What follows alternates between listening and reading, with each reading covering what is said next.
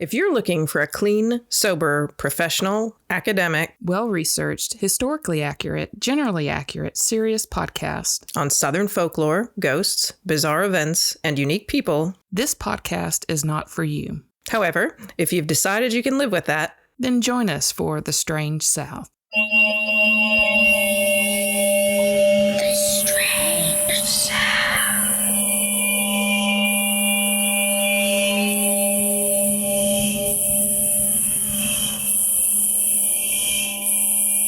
God. Hi, everybody. How are you?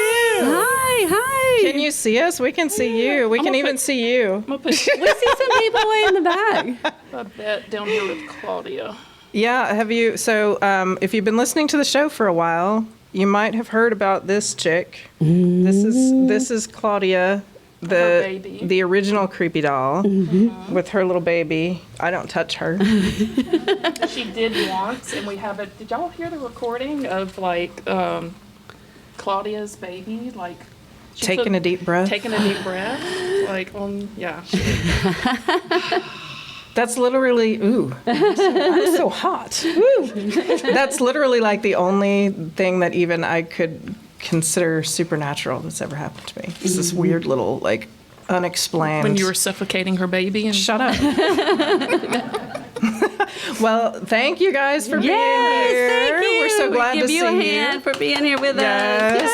And we wanted to give big thanks to Romarin at Corbeaux and everybody here, to Aubrey Leland, the whole gang, Carrie. Thank you. We wanted to let you know a couple things about this. We will have a halftime because we're always going to have to pee. Yes. And you probably will too. So that leads us to our next thing. There's a bathroom in the back through the creepy curtain door. We'll probably also be back there, but there'll be a line. We won't watch. Wow, you went for it, didn't you? You just went right there, Justin, right for it. I don't know. I mean, we're going to be back there. Don't worry, we'll be taking shots. We won't be paying attention to you. We'll just get real quiet so we can listen, right? Oh, my God. The air unit's right See, beside I'm not you. the one that made that weird. But you opened the door. So, we also have, over here at this table, we have drinks for you by bartender Courtney. Yes, They're not loaded cider. like ours No. usually are, but tell us what you did. Yeah, you can make up your own coffee. Oh, me? Oh, Yeah, I thought tell you were me what telling you did. No, for I thought real. you were You telling told me them to to tell make us this what they opening for did. I you. thought they were over here mixing their own or Tell me something. what you, well, I mean, Okay, that's your so- business. If you want to mix your own, you hit it, but... Yeah, so I tried to make a virgin version for you all. So this is an apple cider Bellini. And what I did was this week I infused some Stoli vodka with apples and cinnamon sticks. So it's been sitting for 4 or 5 days. And that is mixed with apple cider from here and little champagne because I thought, we could drink that vodka straight. It's very smooth, but we wouldn't be sitting here talking to you if that's all we had before we got here. It's really, really smooth. We had a shot or two of it. It's really, do you like it? It's one of the best it's I've great. had. Like the it's infusion, delicious. it was it's so great. good. Yeah. So, yeah, that's what we have tonight. Cheers. Cheers. Witches. Thank you. Cheers to Happy y'all. Halloween, Feel free early. to get up and grab some if you Yes. feel like it. Shift around. Make yourself at home. We Right. talk. We talk. So so that's all the stuff we've got going on. What do you got? Something else? What do we got? No. How did you decide how you're gonna dress this Oh, evening? yeah, so we dressed. I see a few got a little gothy look for us, at least. Did anybody in the back, am I missing any costumes? So we decided, so this... We didn't advertise that No, this we was didn't. costumes, so And don't it's feel early weird. October, so we knew that. But, any chance, I'm a big Halloween person, always have been. Make my own costume kind of person, go to the thrift store, put it all together. And so this that you see I'm wearing now for the radio audience, it's a unicorn horn that I made with flowers and little ears on it. And then I wear, I have this little tutu, and this is my tail. And then I had also made fur like cuffs and boots too to go with it. So the year I industrious. made it was 2018, and I was telling them this story on the way here because Patrice didn't know. She thought I bought it, and I was like, no, I made it for a Halloween party. But what I did when I was making it, I was using a lot of hot glue, and to see if it was crooked or not, I put it on my head when the glue was still hot. Thankfully, I had 2 friends there with me. I burned the top of my head and had a giant wad of hot glue stuck in the top of my head. And we were Googling, how do you get hot glue out of your hair? Putting all this crap in my hair, trying to get it out, trying to brush it out. Finally, what we had to resort to. She had to cut my hair out. Yes, she did. Lindsay did. And my friend Lindsay had to cut a big chunk out of the top of my hair. So I want to get as much wear out of this as I possibly can. And the person who cuts my hair is over here today, too. Jasmine. Yeah, she's here. Luckily, you didn't have to see that. I wasn't going to do that. It was a big gap on the top of my head. So did you get like a marker and kind of color? Yeah, I don't know. I have a lot of hair. So it was easily covered up. And it was long back then, too. So just kind of parted it the right way so you couldn't see the big hole. True story. There's a lot of Halloween stories. One time I wore roller skates the entire time as roller girl, and it was at a party out in the country, and it was a deck that had multi-levels, and I kept walking up and down this wooden deck wearing roller skates all night. I thought that was going to end in the I ER. only fell once. Yeah. Wow, that's But impressive. I was also only like 19 at the time, so. Oh, well, yeah. Yeah. Oh, so Young. resilient, so young. I know. Yes. Yeah, I Body decided bounced back. I wasn't gonna dress up for this. I wasn't gonna do like a costume or anything like that. I was just like, I'm just gonna be comfortable. I'm just gonna do the thing. And then, so this morning, the Calhoun County Democrats had a rally for women's rights down in Anniston, and so our friend Tony had asked us to go, and so we went this morning. We took my 14-year-old. And our friend Tori. And yes, and Tori. And so we went down and we did the rally, and this, mostly really a lot of really supportive people like honking, waving. Abby was convinced that one of those people was actually flipping us off. I don't know. Oh, well. But they were like, there's always going to Just be those smile couple away. trucks that pull up and scream shit at you out the window. So I decided that I was just going to go as their worst feminist nightmare was going to be my Halloween costume. So that's Oh, yeah, the back. I forgot about the bumper sticker on the back of her I jacket. decided that this was going to be my It says we won't go back. my Planned Parenthood costume for this year's Halloween. But And her shirt says "Hell hath no fury." Hell It's from the hath Bitter no Southerner. fury. Check them out if you haven't. yes, the Bitter Southerner's amazing. awesome. How about you? You just you grabbed some stuff. You threw some stuff. You got an idea? Oh, yeah. I don't know. I started with leggings because that's like what I always Comfortable. start is comfortable because that's the thing. I wanted to be comfortable. Oh hell yeah! Yeah, and it's the after Halloween specials that I kind of collect in a box. Yes. And I kind of just went through, and I was like, I'm just going to throw this dress and this shirt and hat that I've had forever, and just here I am. Here you are. The shirt says Looking "Drink up gorgeous. witches." Thank you. Drink up witches is what it says. Yeah, it's like the theme of the show. Yes, it is. Yes. Well, I guess that's all of our pre-show stuff. Do you have anything we need to tell people? Okay, turn off your cell phones. Oh yeah. We actually don't care. I know. It's really just like okay. It's mine on do not disturb. Okay. Well, then I can go ahead and start. Yes. Do you want me to go ahead and start? Yes. This is our, so it's creepy season. We don't do as much creepy as we did when we started, I think. We do a lot of history too, and Yeah. we've expanded our horizons a lot, but it's creepy season. It is creepy So season. we decided that for this show, we're going to go a little creepy. So I Can't wait. have a Once Upon a Time. Ooh. This is so. back. Once upon a time, there was a guy named Stephen, and he got married at 23. It was 1988. Immediately, his wife got pregnant. So just after 3 years, they had 3 kids: a girl and 2 boys. And that's the horror story. Scary shit right there. Actually, no. Scary. It might have been for her, but so see, imagine she's like probably 24, 25, and she just jumps from 3 years. She just jumps in 3 years from like college girlfriend to married mother of 3. It happens so fast. Super fast. But in 1995, his wife leaves him and the kids. They are 4, 6, and 7. So Stephen is a father of 3 by himself, but his parents live nearby. But she also tells him she hasn't paid rent in 6 months before she takes off. So, and in his book, so all of this that I'm going to tell you is based on a book. I'll tell you the name of it later. And he's neither kind nor unkind when he talks about his wife and this stuff.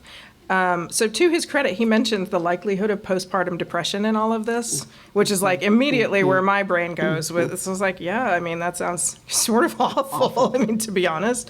But then later he makes a comment like, how does a mother leave her young? And I'm like, well, she's not like a fucking lab rat. It's not like she ate them. But either way, so he has a week to find a place to live. Come on in, y'all. You need a spot? Hey. Come in, have a seat. We're going to pause for just a second and let you find a seat. I just started. Don't worry. I was talking about a guy named Steven. The guy named Steven has to find a place to live. There we go. You're caught up. So he moves in with his parents and then into a series of apartments and little houses in Union, Missouri. It's Missouri.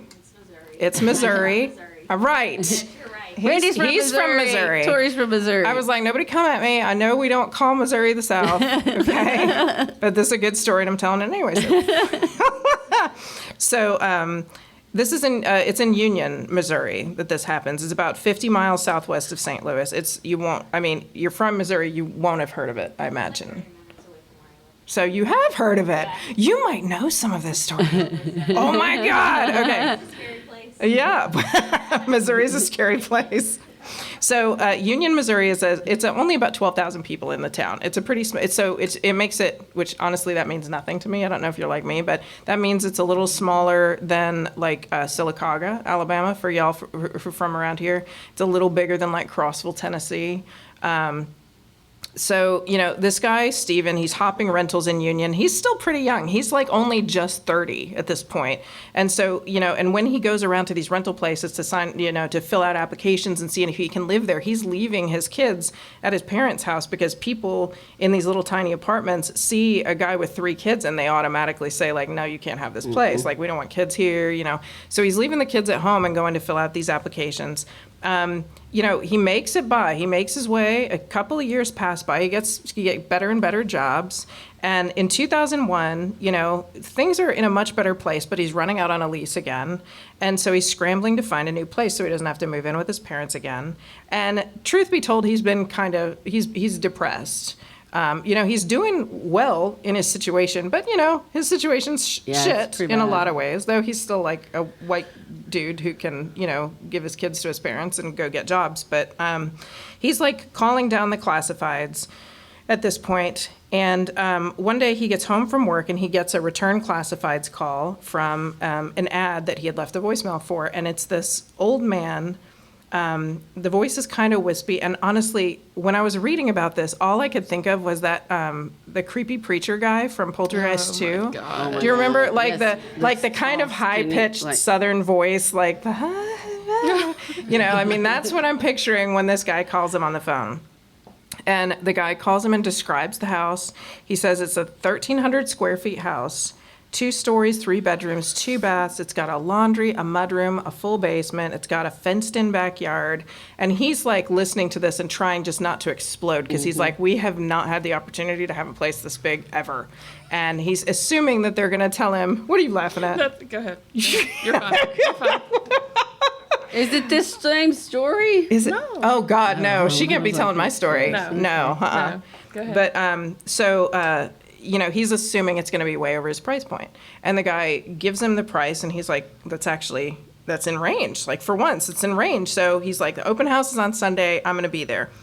So on Sunday, he pulls up, hold on, to this pretty old white house. And it is old. I mean, you can tell that this is a vintage property. And it's got like 2 dormer windows over this massive covered porch, though. Out in the front, it's got a big tree on either side of the porch, a nice shady canopy out front. And the landlord meets him, and he is an eccentric person. Like, it's this little old man who wears a toupee and bright-colored, almost like clownish clothes. And he talks like he's a docent at a museum instead of a landlord. He's taken him through this tour of the house and like the walkthrough and everything and showing him everything. And he says the house was built in the 1930s. And instead of just saying, oh, this is an old house, he's like, he tells him everything that women did when they walked into the kitchen in the 1930s.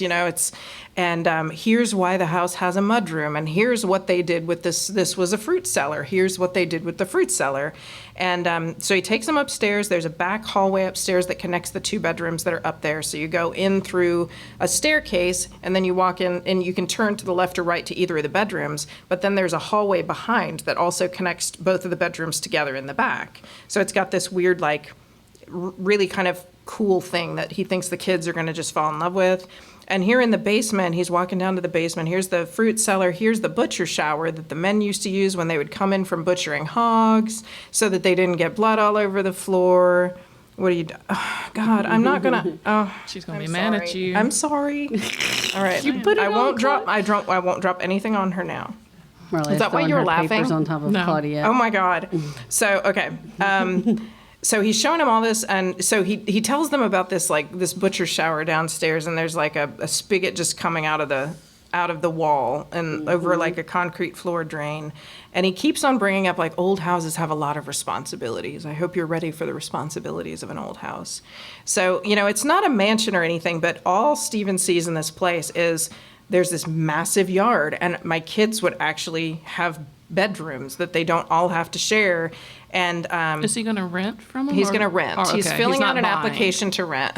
He's not going to buy. Is anybody else at this open house? Yeah, apparently there were a couple other people, okay. because he was like, I've got to fill this application. I've got to turn it in right now. I've got to make sure I'm the first person. And so he turns it in. And then the following Sunday he gets a call and he's gotten the house. And he's just completely shocked about it. So that weekend they pull in the driveway with a U-Haul. They unload all their stuff. They start unpacking. The kids are having all this fun. It's like this massive adventure going up and choosing rooms. I don't know if you changed houses when you were ever kids. It really is super exciting for little kids to change houses. I mean, it's upsetting when you leave your place, but then it's like going to find this whole new thing. You're exploring everywhere, and you're looking in the attic, and you're looking in the basement, and you've got to find every little nook and cranny. So if there's this weird thing like a breezeway between the rooms, that would be cool. it's like, oh my God, pirates. I don't know. It's like some weird shit. And so while they're getting everything, and his oldest kid his daughter is 12. And so it's still fun for all of them. We're all in that age range. And so Steve and the kids notice a couple just weird things about the house as they're kind of start to set it up. And one of them is that all of the bedrooms have hook and eye latches, like you have on your back screen porch door, the old wooden porch door. But they're not on the inside to keep people out. They're on the outside of the door, to keep something in or to keep people in, which is weird. And they were kind of wondering about it, but they were just like, I don't know, maybe it's just a difference. Well, how do you close it? Well, you can You have to close it on the but- outside and then go into another door. Yeah, and that's what's weird. I couldn't quite make sense of it. I was Okay. like, why would you do that? And I actually looked it up, and there was a time when people were saying, instead of spanking your kids, you just lock them in their rooms. And so you would, use the hook and latch on the outside to, lock somebody for in the a room. bedroom. I was thinking you For meant the bedrooms. outdoor No, door. for the Okay. bedrooms. Okay. So maybe that's what it was. But they thought that was weird. I think it's weird. I think it's a little weird. But then the daughter, Lydia, looks out the window of the house and notices that whenever anybody is walking through the neighborhood, they cross to the other side of the street when they get to their property line. And they started making a game of it, counting the number of people that would not walk in front of the house. And so it was pretty consistent. They were like, well, that's weird. Maybe somebody they didn't like used to live here, And so shortly after that, Stephen's hanging a picture of two angels in the living room. And he hangs it up, and the first time he puts it on the wall, he turns around and it falls. And he's like, oh, God, I just didn't hang it right. And he checks the back, and he checks the hook, and he hangs it up again. And he turns around, and crash, it falls down on the ground again. He's like, for God's sake. And he's starting to get kind of pissed off, and he turns around and he just shoves it back on the wall and walks away with a purpose. And then he feels this whoosh of air, and it hits him on the back of the ankles because it got tossed across the room and hit him. And he's like, well, that's weird. Yeah. But, they're still excited about this and everything. Oh, look, my pages are all mixed up. So they make some progress that morning, but they don't get all the beds put together. Lydia just has to stay in her new bedroom. So, they spend all their time putting her bed together. And she goes to bed in her room, and Stephen takes the two boys to bed with him that night because they don't have a bed yet. And the next morning, they wake and find Lydia in the room with them. And he said, what happened? I thought you were excited to stay in your room. And she said, I was, Daddy, but my closet door kept opening, and it sounded like boxes were moving around in the other room, so I just came down here. And she fell asleep down there. So, they're still feeling like, oh, this is still pretty great. This is still pretty exciting. The next day is Sunday. They set it aside for yard work. They've never had a yard. The kids have never had a yard that, they've stayed with their grandparents, but they haven't had a yard of their own to learn how to do yard work. And so they're all pumped. And they're helping to rake, they're helping to clear stuff, and it's sunny and it's beautiful outside. And the youngest boy, Matthew, is like, we need to water this yard. He's like 8 or 9 years old. And he says, I'm going to go down in the basement and get the garden hose so that I can come, and water the yard. So Stephen tells him, go ahead, and he goes back to trimming the grass along the steps. And then suddenly he starts to hear screaming inside the house. And he immediately throws his tools down and starts running because he's like, oh my God, we didn't turn on the lights. Matthew fell down the stairs. Like somebody broke an arm. He runs inside, and Matthew is standing in the kitchen in a puddle of his own urine, shaking and crying and pointing at the basement door and saying, it chased me up the stairs. And Stephen says, what did? And he said, a monster. Oh. And so Stephen's like, okay, obviously there's a lot going on. I'm going to get you cleaned up. He goes down in the basement. They've had all kids have the monster talk. You go, you take a flashlight, you go to all the places, you show them all, you lift up the curtains, you lift up all the things. And he goes down in the basement, he shows them, look, there's no monsters. And so everything's fine. It goes around the house, they don't find anything, it's okay. And it is okay, but Stephen then starts having these really weird dreams shortly after this happens. He starts having the same dreams several nights in a row where he's walking down to the basement and he's hearing labored breathing in the basement and water running. And he gets to the bottom of the stairs and it's dark except for like one candle. And the candle is burning in the basement and there's a shirtless man standing under the butcher shower. No. What? In this Hold on. Why is it called a butcher shower? Because the landlord explained to them that because I guess it must have access from the outside, that when the men would butcher the hogs, they would come in and use the shower in the basement to wash off all the blood before they came into the proper house. Oh, okay. And so so it's just the spigot in the wall of the basement with a drain underneath it. And so in this dream, he's seeing this man standing under the butcher shower, scrubbing his skin raw under the butcher shower and scrubbing blood off his skin. And when he looks up and sees Stephen suddenly can't breathe. And he has like several moments of not being able to breathe before he wakes up from the dream every time. And so a couple days go by and they're back to kind of normal in this new place. They're going to school, they're going to work. And it's close to the end of the school year too, so they're all kind of looking forward to other things. So all this stuff is kind of just falling into the background. They're doing their stuff. And every day though, they come home from wherever they are and all the lights are on in the house. And kids, I mean, it's like Stephen goes through and gives a lecture like every single day of like, you have got to turn off the fucking lights. Like, we're not made of money. You can't leave all the lights on. So he's constantly lecturing them. But one evening he's like walking through the living room and he stops dead still because he feels a shock. It's like an electrical, like his whole body feels warm and all the hairs on his arms start to stand up. And then it's gone and the room is just freezing cold. And so next day when they leave the house, he's starting to think that there's some sort of a weird electrical power line issue or something in the house. And so next day they leave for school. He goes around the house himself and he turns off every single light in the house himself. And that evening he goes to pick up the kids from his parents. He talks to his dad about this. Could there be an electrical problem in the house? His dad agrees to come over later and take a look at it. So he gathers the kids, he drives home, he turns the corner, and every light in the house is on. So he calls his dad. His dad comes over and checks the breaker box in the basement. And he's just like, I don't know what to tell you. There's nothing wrong here.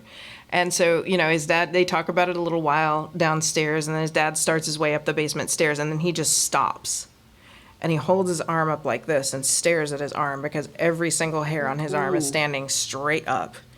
And he goes, what the hell is that?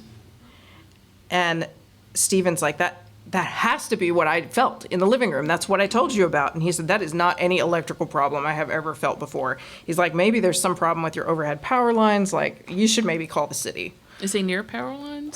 They didn't even say. Oh. I mean, at that point, I think it'd be comforting to know that you were.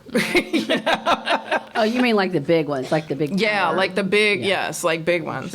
So a few more days go by, and besides the fact that the lights keep on turning on every night, nothing unusual is going on. a couple nights later, it's the first night of the kids' summer break. They decide we're going to celebrate. So they go out and they buy ice cream, and they all have a nice dinner. They have a nice dinner. I mean, it's pizza and ice cream. It's the last day before school, like summer break. And they decide they're going to do a game night. So the kids are having a blast. They're joking. They're chasing each other from the kitchen through the dining room to the living room, and they're setting up the Monopoly board, and they're fighting over who gets to be the banker, which I guess is a thing kids do. Do people still play Monopoly? Do you play Monopoly? You play Monopoly? Mm-hmm. You do? I always hate. Really? Oh, yeah, cool. There's lots of themed Monopolies, I've noticed. It doesn't really I have the become Lord of the Monopoly Rings version, that's all I much, have. like Because of after the Ring they of start Power. theming it. I don't know. Is it? It's still Monopoly. It's still buying things. Is it I still don't know. buying It's things? still buying its deeds and property. But these kids loved Monopoly. That was like their game night. So they were like all in it. They set up the Monopoly board. And I do remember arguing with my brother over who was going to be the banker. In every game with money, it's like all you wanted was the money. It's like, you know. So they're setting up the board, and Steven's sitting on the couch, and he's just like enjoying the atmosphere of the evening, and he's watching them, and then he sees something out of the corner of his eye, and he turns his head to look, and he sees a dark figure of a man standing in the doorway between the kitchen and the dining room. Nope. But it's not solid like the silhouette of a person. It's like darkness moving around, like the man is made of smoke or mist. And then he looks down at the Monopoly board. And listen, I told you this is from a book, and I don't always believe these books. And sometimes, though, people say things that are very real, like true to life, right? And he looks down at the Monopoly board, and he's like, when I look back up, that's not going to be there. Because, like, wouldn't you do that? Yes. Like, isn't that what you would do? You'd just be like No. okay. But he looks back, and it is not gone when he turns his head back Oh my God. towards the door, and it starts moving towards them. It moves into the center of the dining room, which is opposite of the room where he and his kids are playing Monopoly or setting up the game. And it just stays there for a second. He has the feeling that it's watching him and like it's challenging him. And then it just dissolves and it's gone. And so his heart is just racing. He's like, okay, what do they do in the movies? What do we do in this situation? Like, how do we handle this? And he wants to just run screaming into the street. But, you know, it's like you're a parent. You're supposed to, and this is clearly Show no insane. fear, Show right? no fear, right? So instead, he just stands up and he picks up his car keys off the table and he calmly says, hey, guys, why don't we just go get a soda and go to Grandma's? Good plan. Yeah. And so Way to go, Dad. the boys out. start to groan, and because they wanted to be banker, you know. Did they not see the whole? They didn't They see it. didn't They see were invested in setting up this game, so they didn't actually turn around and notice that it was there. They didn't. They didn't see it, and so you know he's just like, okay, we're gonna go.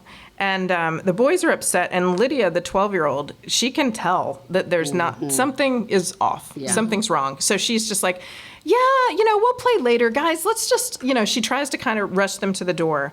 And so they get out the door, and Stephen has turned around to lock the door when all of a sudden the house starts screaming. What? He hears, as he locks the door, this like agonized scream, a man's voice just pouring out of the house from every window, and he just loses his shit. He's like, get in the goddamn car. And like the kids are way ahead of him. They are like already like jumping over the threshold of the door. They are in the car, and They he know the starts assignment. they know and he starts the car, and they peel out of the driveway, and Matthew, the littlest one who was in the basement, says from the back seat, Daddy, the basement monster is standing in the upstairs window. Oh, shit. And Stephen looks up, and sure as hell, this black figure that he had seen in the living room, dining room area is sucking up the light between the curtains in the upstairs He needs window. to go talk to Willy Wonka. Like whoever the man was that sleeps in him. Yes, the clownish man. Well, and so they spend the night at his parents'. You know, Yeah. he's like, well, we're not going back there tonight. That's smart. But, and this is, you know, I know everybody's going to groan, but the next day they go back to the house. Well, yeah. Because it's your house. It's, you know, all your shit is there. It's your It's house. like in daylight. And it's daylight. And everybody's like, cures a okay, lot of this had to things. have been something else, you know. So they go back to the house, and he takes his, I believe he takes his dad this time. They send the kids to play outside, and his dad and mom and him go and they explore the house thoroughly. And they find nothing unusual in the house. They don't find an intruder because his parents are like, maybe somebody was actually in there, you know. They don't find the Monopoly board is still where the kids left it, on the table. And So the kids have been outside playing, and all of a sudden Lydia runs back inside and says, "You've got to come outside. You've got to see this." The kids have been looking in this old shed that's in the backyard, and it's filled with boxes from bottom to top. And inside the boxes are other people's things, but not just like things that renters have left. It's like birth certificates and death certificates and old family photo albums and mementos, things that Like you that wouldn't shit think. you would take with you. Stuff you would take with you, actually, like, exactly. So they do call the landlord. They do call Willy Wonka. and he goes, "Well, I think some of those boxes belong to a girl who used to live there. And I've been trying to get her to come get them for ages, but she just won't come back and get them. Yeah. And some of them probably belong to that man who just left in the middle of the night and never said anything that one time." And he goes, "I think he was on drugs." And Stephen asks if any of these other people ever talked about ghosts. And is there any chance that this house is haunted? And this is the first time that's actually come out of his lips. He's like, "Okay, I'm just going to put it out there." And the landlord said, "Oh, of course not." He's like, "I mean, there was that one girl who said she saw the spirit of her dead father come to her in bed at night." So that did happen. But there were also some other people who were living in sin and probably practicing witchcraft there because they burned a lot of candles. Do you burn candles? Oh, God. But other than that, there's like, he says, "No, nobody's ever said anything." He's a liar. He's a liar. But he also says, "I'll call a priest if it'll make you feel better." He says, "I'm a charismatic Catholic, and I will call a priest if it makes you feel better." So they're just like, "Well, I guess you can do that." And Stephen has a business trip starting this next week. And like I said, the kids are out, so they're going to stay with his parents anyway. So they basically, while they're at the house, they just pack up all their stuff for the week, and they leave it for a week. And they're like, "Okay, we're going to get back. Everything's going to be fine." So they get back. Everybody's had a week to kind of reset. They all go back to the house. They've had some time to recover. And they're like, "Surely this was not what we thought it was." Like, they also have, they have no place to go anyways. And his brother is now staying with his parents. So it's like, we can't just hang out in their house all the time. We've got to go back eventually. And, things are going fine. They stay for a little while. And on Sunday, they have dinner with Stephen's parents and his brother and sister-in-law, and they bring back leftovers Sunday night. It's kind of like that night where they were playing Monopoly. Everything's nice. The kids are just playing in the bedroom. He's sitting there watching TV. And Stephen mom called to just chat a little since they got home. And so he goes and gets on the phone, and I guess, what did I say? This was like 2001 that he moved in. Yeah, 2001. Because I kept on thinking, like, are we talking like it's landline phone, cordless landline? Yeah, That's what I came yes, to. I was like, are we still, talking? I don't yeah. know why I was obsessed with, like, does it have a line I coming out of it? don't know. But- It's just when you wanted to see I the wanted story. to picture it Yeah, in you my wanted to see head. The story. I yeah. know. So he's talking to his mom in the kitchen, and the master bedroom is on the downstairs floor, and it's actually kind of connected to the living room and the dining room, So so the kids have all gone in there, and he's talking to his mom, and he's constantly having to stop and yell at them to, like, "Will you be quiet? I'm trying to talk on the phone," because there's this rattling on the door handles, and it just, every time he yells at them, it just gets louder. And the third or fourth time he yells at them, Lydia comes out and she's like, "We are not doing that." Oh. And all of a sudden, the house temperature just dives. And he feels that electric feeling raising all the hairs on his arms, and this stench fills his nostrils. And then he starts to hear that screaming again. It like starts really slow, and then it rises, and there's this howling in the house until it's too loud to hear anything else. So all of a sudden, the bedroom doors all slam at the same time, and it closed the children in the master bedroom. Oh, no. So Stephen yells into the phone, "Mom, come get us." And he throws the phone down and he runs to the bedroom. The house is all of a sudden on top of this screaming that's going on and on and on. It's like a drone. These booms start shaking the house. It's like bang, and then it'll be a break, and then it'll be bang. And he runs around, and he's like, he can't open the bedroom door. He's throwing his body into the door, and finally it comes open, and he grabs the kids and he takes off. And as they leave the house, the doors are just slamming behind them everywhere they go. They make it out the front door, jump in the car, and they drive to the top of the hill to park there until his parents get there. And a few minutes later, his parents pull up, and his dad, he sees his dad. His dad, like, knocks on the window, and everybody just jumps. And he rolls the window down, and he's like, "I think I am literally going crazy." and his brother and sister-in-law have come too, because obviously it was like he screamed into the phone. I mean, they could hear this massive racket on the other side, so everybody thinks that something horrible is happening. And so his brother and sister-in-law, his parents and Stephen all go back to the house and leave the kids in the car. And when they walk in, the house is quiet. And his dad is just intent on figuring this out. But his mom is like, okay, I am here to get these grandbabies things, and I'm getting the hell out of here. Right. She's like, my grandbabies are not walking back in this house again. That's it. And as soon as she walks in the door, she feels that electric feeling hit her. And they start to go pack some things. And while they're packing, his dad hears this kind of whispering and movement upstairs. So Stephen and his dad and brother race up the stairs and throw open the bedroom doors. But there's nothing moving in there. There's nothing in there. What the hell happened in this house? I don't know. Like, And it's like, and then the sickening upstairs, the sickening smell starts to happen too. And so they start to go back downstairs. The sister-in-law is in the living room talking to his dad as they walk down the stairs. And suddenly she just stops and starts looking like she's about to burst into tears. And Stephen walks up next to her and he's like, hold on a second. Rita, hold your breath for a second. And she stops breathing.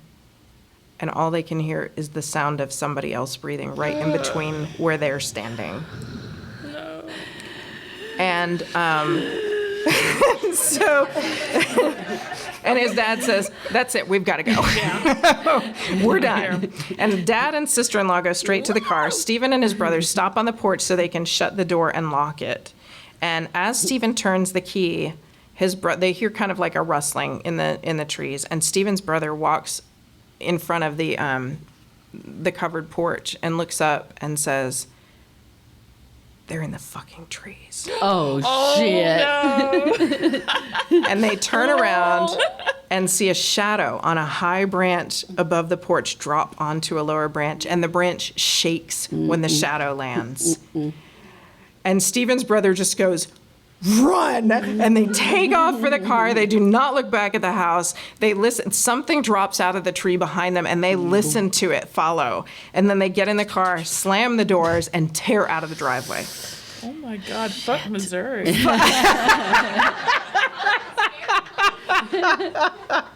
Tori, don't go back there. And when they reach their parents' house, the first call Stephen makes is to the landlord telling him he's breaking the lease. Yeah. And he will not Bye. take his children Bye. back to that house. They made it 28 days.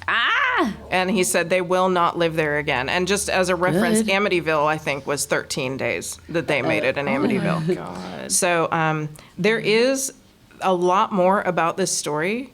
This is the book that all this came to. It's called The Uninviting. It's by Stephen LaChance. This is his story.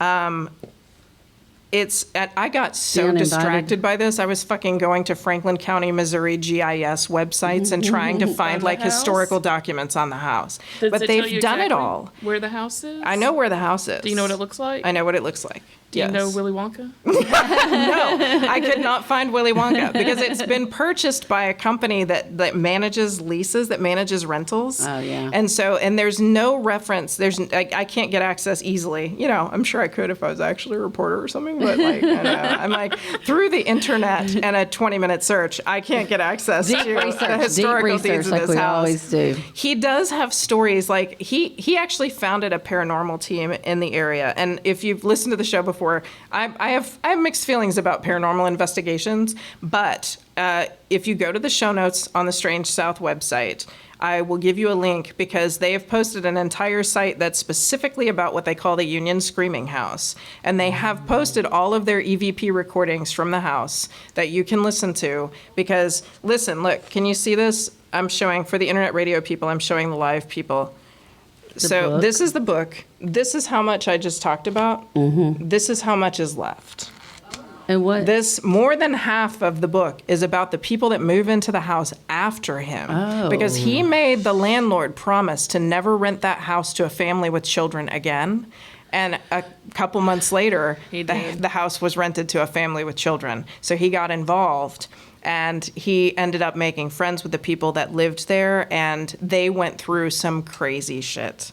So, like, it's a very interesting story. They actually had him on, let's see, Spooked podcast. If you, who does that podcast? If anybody listens to Spooked, it's a fun podcast you should listen to. They had a feature on him, and the Discovery show, A Haunting, had an episode on him also. Oh, I watched that show. So that's probably worth checking out. But yeah, the websites have first and second hand accounts of the paranormal team who investigated the house, and some of them are called like The Tribulation of Greg. It's like all the things, because people, there were groups of people who went to take pictures and ended up getting these weird kind of images in their pictures, and all that stuff I know gets a little fuzzy. Pictures are, but there is some legitimately weird shit about this house, and his story is kind of creeps the shit out of me. Yeah, it did me. So I had that electric feeling several times. Yeah. Like, so happy spooky season. yes, very All right. scary. Good job, Let's have fun. Marleah. All right. So we're gonna do a drawing, but you haven't actually put your names in a bucket yet. We can get that while we take our break, and then we'll draw. Yes, we're gonna take our break. Here is a bucket. We have 2 lovely gift bags from Romarin at Corbeaux, Right. and that they put together for us. And if you put your name in there, you have a chance at winning one after we come back from break. And also look around, enjoy all this awesome stuff. And we're gonna go pee. Also, you can also go pee. It's right. Do you want more Strange South every week? We can help. You can follow us on Facebook, Instagram, and Twitter, and you can join our Facebook fan group, Fans of the Strange South Podcast, to keep the chat going with our whole creepy community. Do you have a story idea for us or a story of your own to share? Email us at stories@thestrangesouth.com. Plus, if you join our Patreon, you not only help support the podcast, you get an exclusive bonus episode for every show and a discount on merch. You can find links to all of these things on our website, thestrangesouth.com, along with photos, links, and show notes from every episode, Strange South t-shirts, mugs, and other goodies. See you there.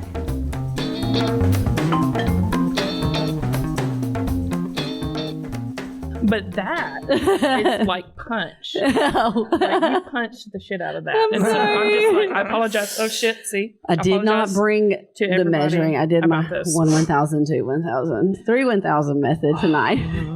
It's definitely like yeah, I said it really. it's like a triple glug glug for us. Glug. We're glug. Yeah, they measure by glug glugs over here. When I'm not around, they're like, we did about 3 glug glugs. Who's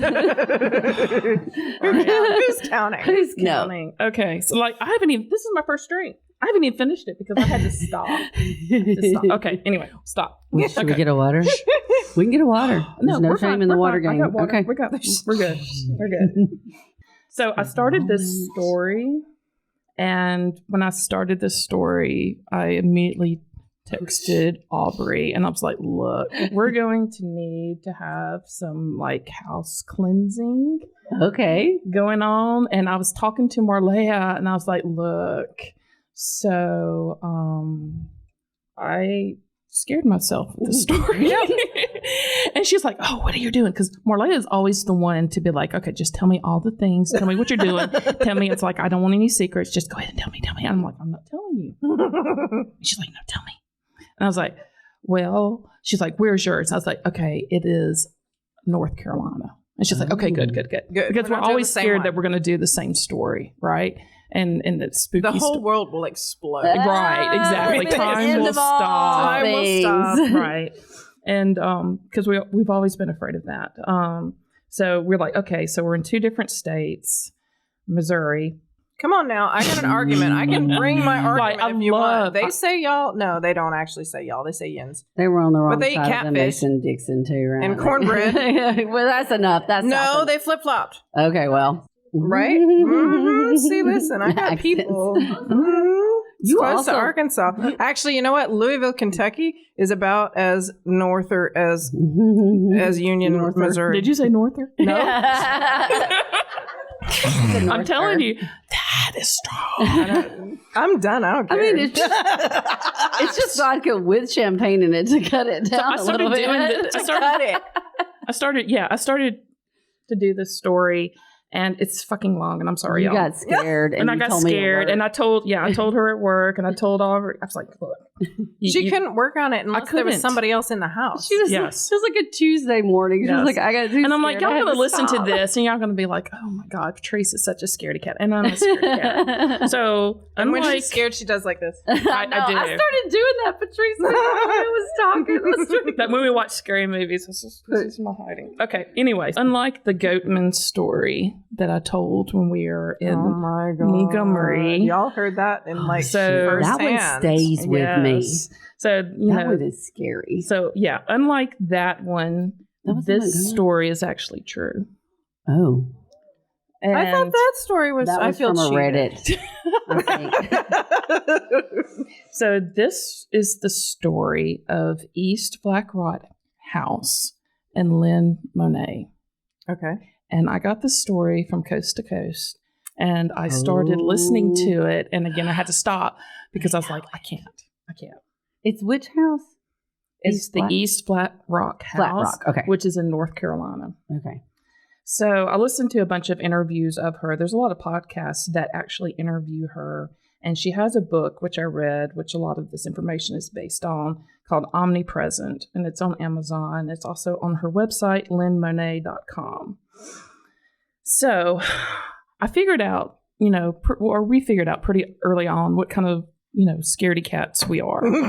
So, Courtney is our brave, not scared of shit person. Especially we learned this while we were doing the haunted car wash. Oh my God. That was like a year ago. I'll Right? share that video with y'all. And Marleah is the I'm gonna punch it in the face and then run kind of scaredy cat. Okay. And then I found out that I am the one that is going to scream and laugh their ass off while having a blanket over my head. It's like, I'm not going to go anywhere, but I'm going to scream, laugh, and hide in my blanket because I'm going to be paralyzed. So I'm not going to lie. The opening of this book really freaked me out a bit. And that's when I contacted Aubrey about the whole cleansing, the cleansing thing. hits. And again, our through line is so fucking close. It's just crazy. So the beginning of her book says that, to select a prayer of your choice for protection. Oh, wow. Because strange things have happened to people while reading this. Oh, my God. You need to book And it list happened before you read also, it also happened to her several times. She lost this manuscript twice. It just disappeared before she actually, was able to publish it. And then she says, if you can't see it, it doesn't mean it's not there. Oh, don't say that. And that's when I was like, thanks, Lynn. I'm going to get my sage body wash and scrub my eyeballs. Get the Sorry, sage. Randy. I just hit the mic. Out of your cabinet, which you used to make dressing. Go ahead and make a circle around you. Right. So I'm going to tell you a little bit about Lynn Monet.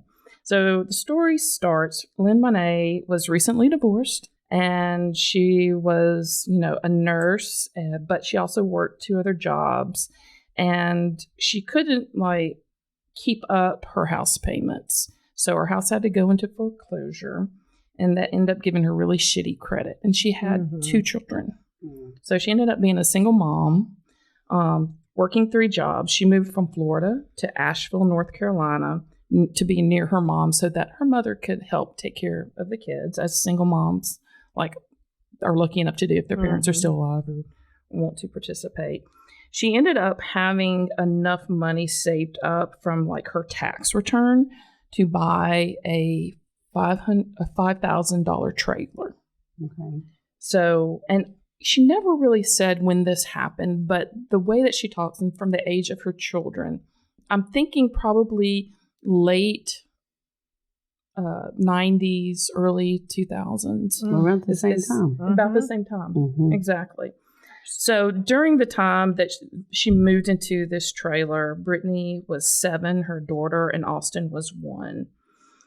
And I just feel so much, working 3 jobs, having, 2 kids, and then living probably not in the best neighborhood, constantly having to look over your shoulder, having to lock your doors and all that. They lived there for about 6 years or so. And she kept saving up her money, working all these jobs, letting, her mom took care of the kids and everything. And finally, 6 years later, she fixed her credit, was able to be pre-approved for a loan. And so she started looking within her price range for a house. Sounds familiar, right? Yeah. Yeah. So her real estate agent, Jane, told her about this new listing. And it Not was Willy Wonka. No. fabulous. Not Willy Wonka, right? And she called her up. She's like, look, there is this house, but it's like too good to be true. And this house was a 2,400 square foot, 2-story brick home, 3 big bedrooms, large closets, 2 baths, formal living room, a dining room, breakfast nook, family room with fireplace, bonus room, 2-car garage, with workshop on a half acre. And it was $133,000. Whoa. So, Oh my God. In Asheville, huh? yeah. Well, That's- actually, it was in East Flat Rock, like 25 minutes from Asheville. So it was still near enough to be where she can like be with her mom and stuff like that. But it was fabulous. It was exactly like when you started like going through all like the real estate listings. That's why I was laughing, because I was like, we're going to be talking about real estate. I'm going to sell you some real estate. We're going to make you very suspicious of real estate. Don't buy right now. No joke. So first thing Lynn said was like, what's wrong with the house? Yeah.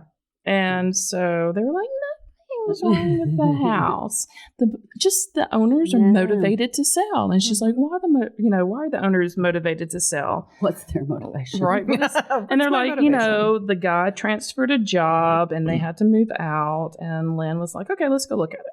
So they drove up, and it's this beautiful split-level home with large windows, a new deck, huge flat yard for the kids. Oh, my God.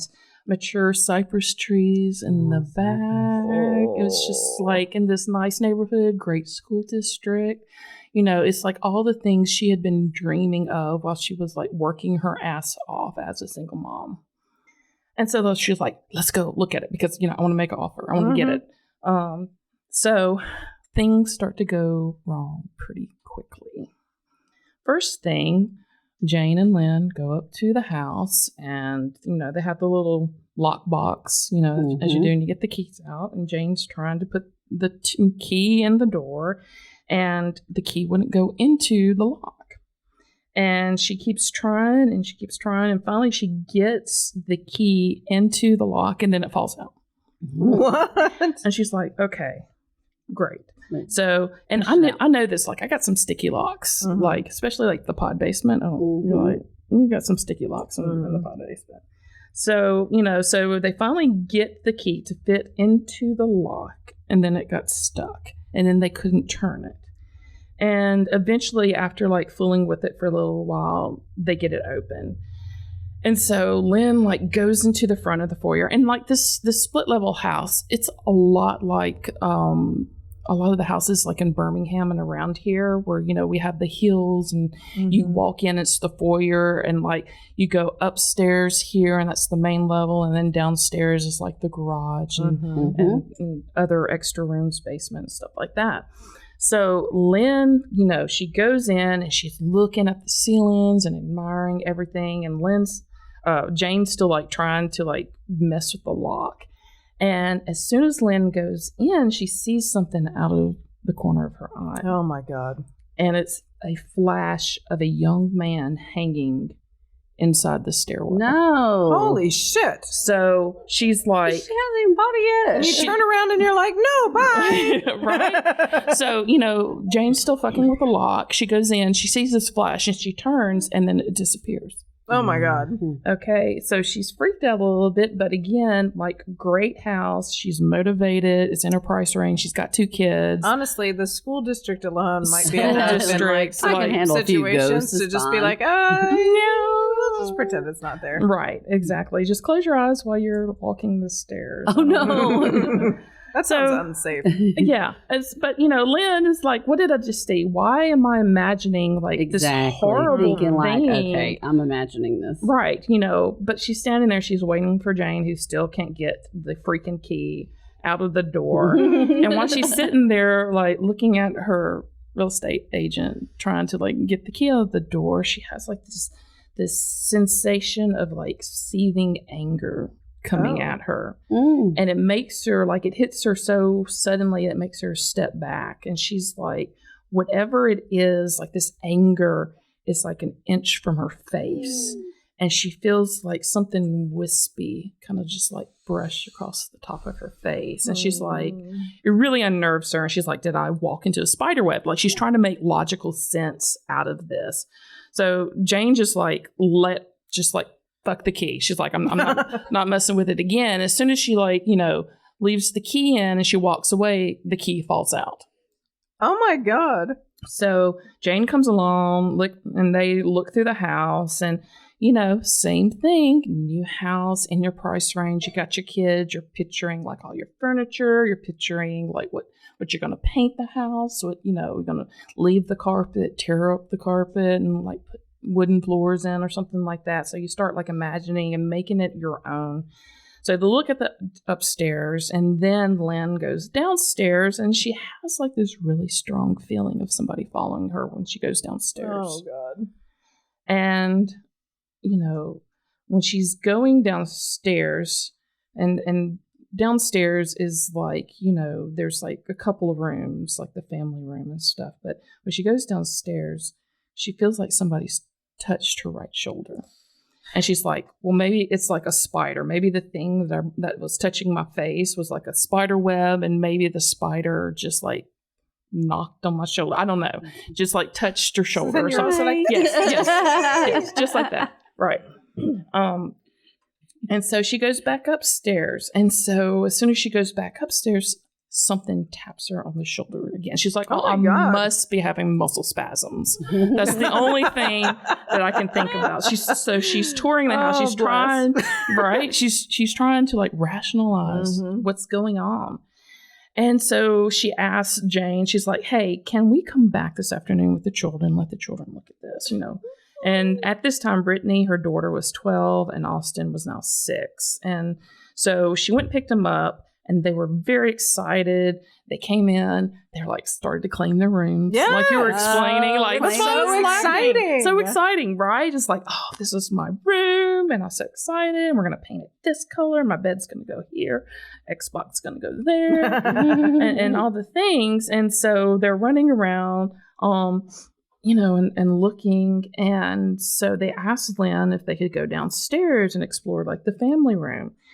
And so they went downstairs, and a short time afterwards, Brittany comes back up, and she's not laughing, and she's not happy anymore. And she's like, she told Lynn, she's like, I don't want to live here. Oh, shit. And Lynn was like, thought she misheard. She's like, what are you talking about? She's like, Mom, I don't like this house. Oh.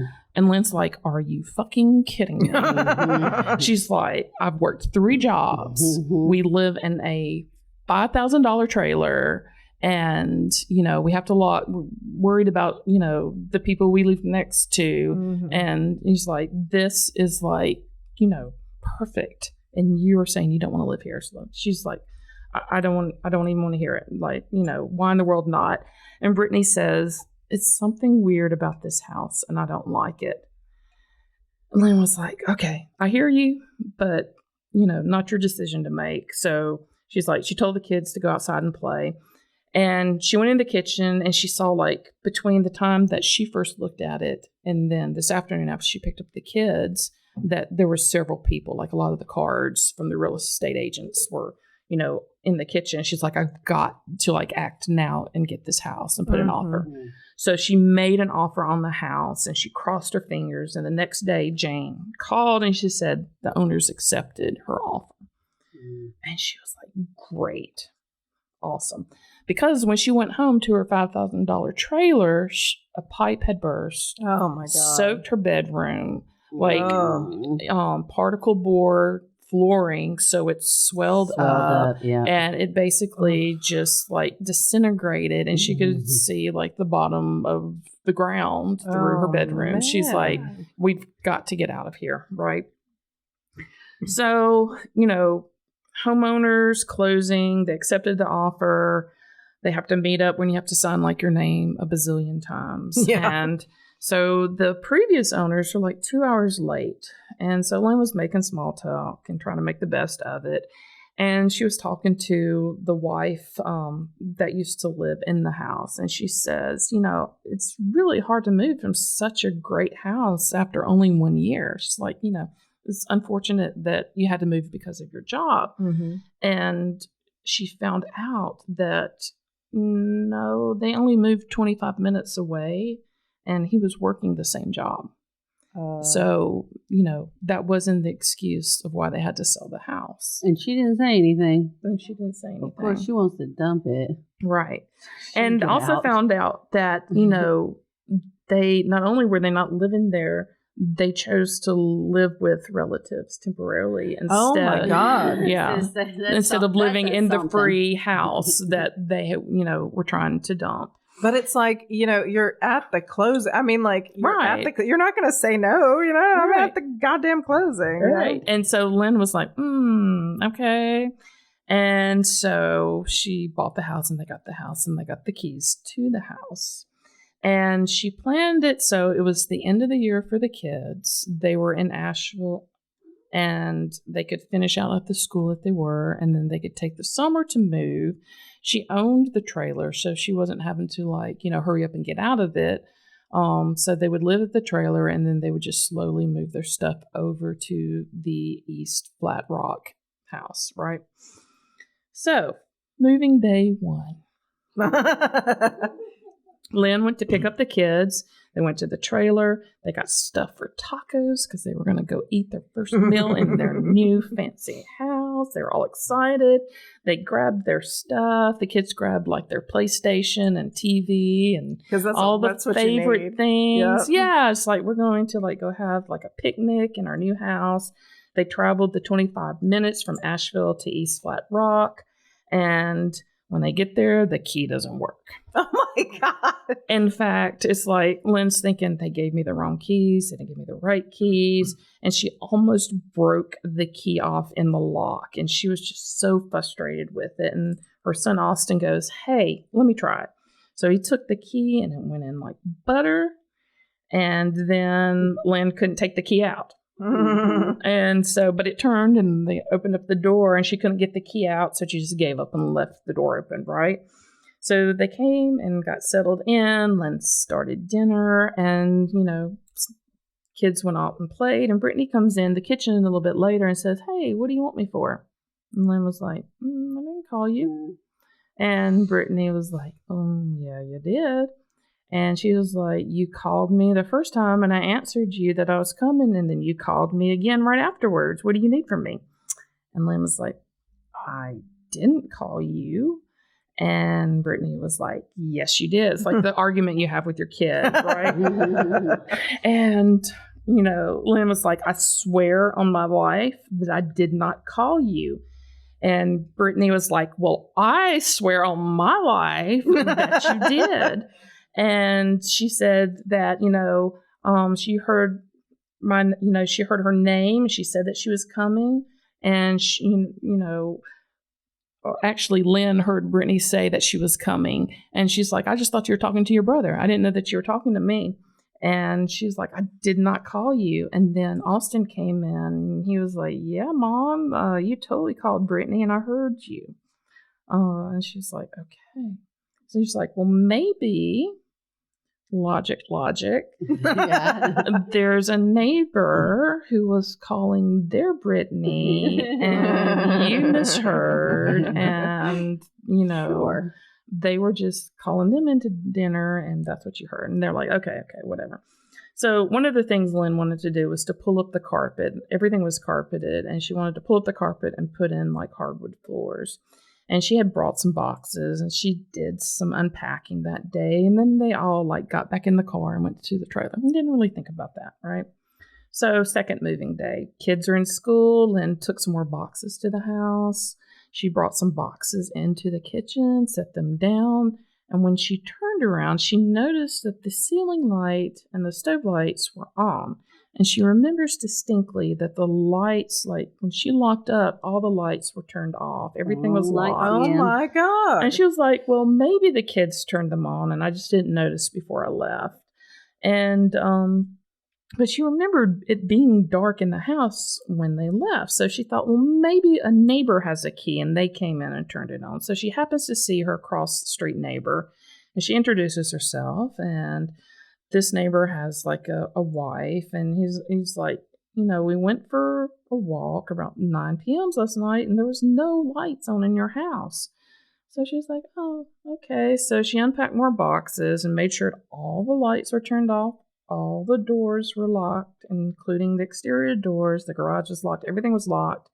And then she went back through the front doors, locked the deadbolts, and then severely bent the key, trying to get the key locked and get it pulled out. And she didn't return to the house that day. So also a little bit about Lynn here. Lynn is a true believer. She is a Christian. She's pretty active, in maybe not church, but she talks to God a lot and she prays a lot. And she uses that time between East Flat Rock and Asheville to pray and thank God for, his many blessings and guidance and stuff. So the next day, she got her WD-40 and she sprayed the hell out of that key and that front lock. And she pushed, she went to put the key in after doing all the spraying, and she didn't even touch the door, and the door opened. Oh, no. And so again, The door's like, thank you.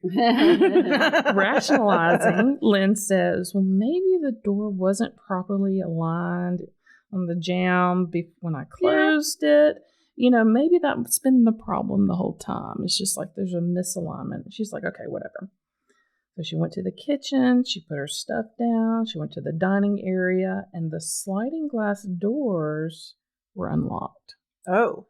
And not only were they unlocked, but the little pin that you put in the sliding glass door at the top was pulled out and dangling.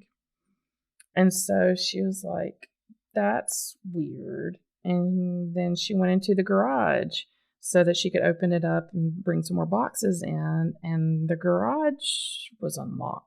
Huh. And she was like, maybe I just don't know how to lock shit. Exactly. I got a problem with locking maybe it's me. And then in the garage, there's this workshop door, and it was unlocked and unchained. And she remembered it being locked and chained because the only way to get to that lock and chain was to go through the boxes that she had stacked across from it that you couldn't stand there and reach to unchain it. You would have to move all the boxes to open and unlock it and then move the boxes back. And, that time she's freaking out. She's like, it's in the house. It's just somebody's in my house. Somebody, yeah. Right? And she's like, somebody is fucking with me. Somebody is coming here after I leave, and they're turning my lights on. They're unlocking all my doors. Somebody has a key to my house. And, she's really freaked out. She goes across the street to the same neighbor, and she's like, hey, have you seen anybody trying to get in my house, turning things on and locking things in my house? And the wife of the guy that she was talking to yesterday said, I looked out my window and I saw you yesterday locking your front door, and you shook it to make sure that it was locked. And then you walked towards your car, and then you stopped and you went back and you shook the door again, and it was locked. She was like, you were making sure that it was locked, and I saw you because I thought that was kind of weird, Also, nosy neighbor. Which, no, I was going to say, he knows a lot about her behavior right now. And so Lynn says, okay, I don't know what's going on. Somebody has a key. She's like, if you see anything over there, please. She's like, I locked all the doors. I turned all the lights off. If you see anything weird, please call the police and then call me. And then she went back across the street and she started pulling up the carpet. And then she triple checked all the doors, all the locks, all the lights. And Lynn worked weekends as a nurse, so she knew she couldn't be back for several days. So after the weekend, she came back on a Tuesday, and she started planning the painting that she was going to do, because she was going to paint all the bedrooms. She's going to paint the hall. So she bought the paint. She took the 2 cans of paint to the upper main level and set them down. And then all of a sudden, she hears this loud, rhythmic snoring. Oh my God. Coming from below. So she's up on the top level. And so she hears it coming from underneath. And she's like, they have been fucking with the lights. They've been fucking with it. Like somebody is in the house and she is mad. She's not scared. She's mad. She's like, somebody is here now and they're snoring and they're sleeping downstairs and I am going to go deal with this. So she goes to Austin's room and she grabs his baseball bat. Oh my God. Good job. Good job. Mm-hmm. She's mad. She is mad. She's like, I'm tired of this. And then she opens up the front doors so that if she starts screaming, the neighbors will hear. And she puts 911. She puts 911 on her cell phone, and she has her finger like hovering over it, trying, so like at the instant she can just dial it, and it'll be on speakerphone. And the snoring was not like that kind of like, sporadic snoring. It was very rhythmic. There was no variations in the snoring. So she went downstairs and it grew louder and louder. And so she like creeped down there with her baseball bat. Mm-hmm. And she snuck her, like all the doors were kind of closed. So they weren't open. And so she snuck her hand inside the door with her baseball bat and she turned the lights on and then she like jumped back. She didn't open the door. And as soon as she flipped the light switch on, like the sound stopped. She was like, shit. She's like, I didn't think this through. They could have a gun. Yeah. Right? And she still got like, she's like, maybe they're pointing a gun at me now. So she stood there and she was listening for like movement inside, like a voice or rustling of clothing or something. And there was nothing. And so she like slams open the door and she's like there with her bat and there's nobody there. And so the other doors downstairs, she does the same thing. She like does her arm in, she like flips on the light. She like slams open the door and she like's got her bat there. And there's no one down there. So now she's scared. All right, so shaken and scared, she went back up and she started to pray. And she did not want to be in that house alone anymore. So she finished up real quick and drove back home to the trailer. The next day, and I don't know what it is about like the time between the East Flat Rock house and Asheville, like it's just it's like wipes her memory about like how scared she was. She goes back home, she gets her kids, and she's like, oh, it must be like I'm just dreaming things. Like it's just all in my imagination. I'm just like don't like being alone.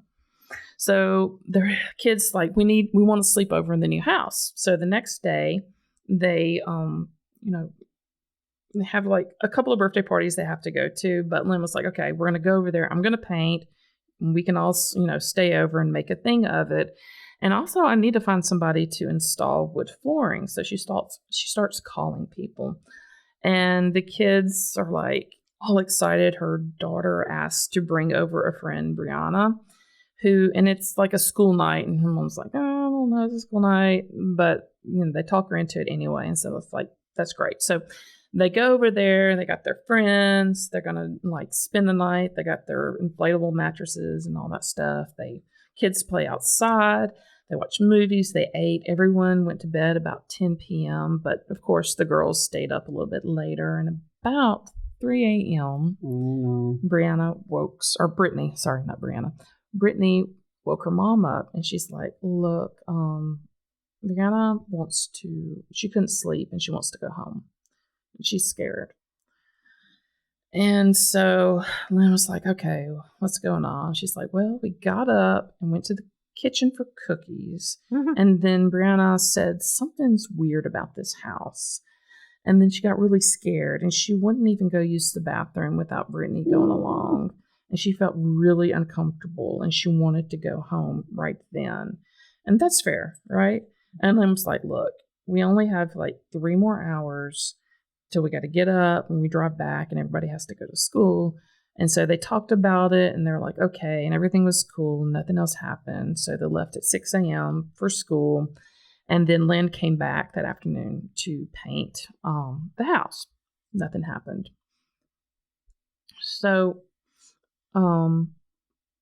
she keeps visiting, like, staying at the trailer, dealing with her kids, going to like the different school, and then driving the 25 minutes over to the new house to paint. And so, she was like, drop the kids off, and it's pouring down rain. And she goes to the new house, and again, having a really hard time getting the door open. She's having to stand out there in the rain. She is soaked. Finally gets the door open. She comes into the foyer. She like slips, hurts her leg, and she's sitting there like right by the door.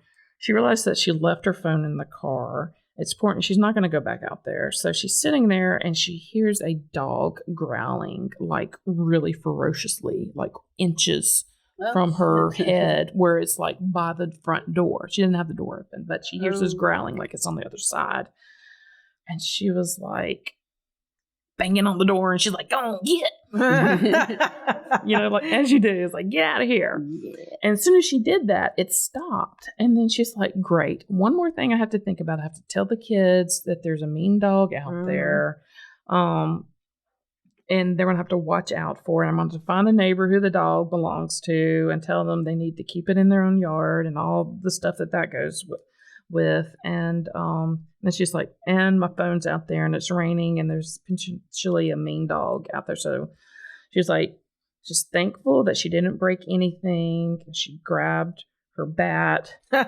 Trusty baseball bat. Right. She went in and painted. She grabbed her bat when she had to leave to ward off any like Cujo thing that's going to happen. And then she left for the day. So she comes back again. So this, honestly, Lynn and her children only stayed in the house for 2 nights. They visited several times to do stuff, but sleeping wise, they only stayed for 2 nights.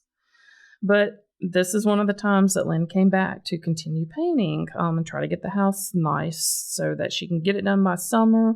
And in the summer, they're going to sell the trailer, and then they would move in. So, but every time Lynn has been to this house, something has happened. So it's like, weird things like neighbors and squatters and Cujo and people in the wall. It's just like people in the wall. She's just like thinking it's fine. This is my dream home. It's people fine. Snoring in the wall. Yes, snoring in the wall. She's like, sorry. Right. She's like, this is my dream home. I worked hard for it. It's fine. Everything's fine. I'm just tired. We are going to make this work. God damn it. Mm-hmm. Make it work. Make it work. It's a great school district. And you will do crazy shit to get your kids in a great school district.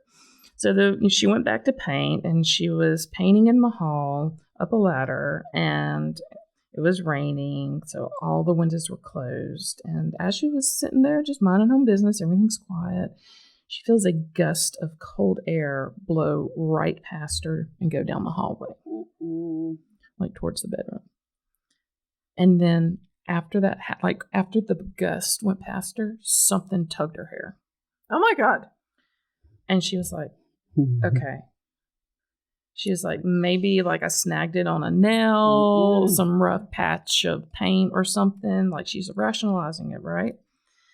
And so she keeps painting and painting, and she's like, another cool breeze comes back the opposite way.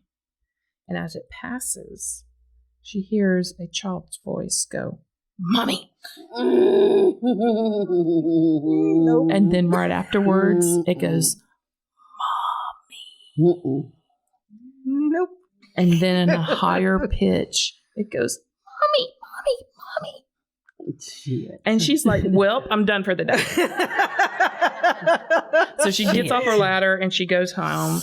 And again, whatever that liminal space between the house and her trailer, it just cleanses the memories and the fear that she feels, and all the weird stuff that happens. Again, she is so focused on providing, for her children. And it just makes you put up with a lot of stuff that's strange that you would not normally put up with. So the kids are begging her for a second sleepover. And she's like, okay, so they're going to bring their dog. So they have a schnauzer called Sally for the first time. Sally the Schnauzer. And so they have Sally, and she tells them, she's like, look, watch out for Cujo. There's like a neighborhood dog. It like growled really, it's coming up in our yard. Just watch out. If you see it, come back into the house. So the kids run into the house, they open up the door. The kids run into the house. The dog's all excited. The dog follows the kids up to the door and then goes, no. Oh. And that won't go in the front door. It won't go in the front door. And so then she's like, come on, go in the door. And the dog is pacing back and forth and whimpering.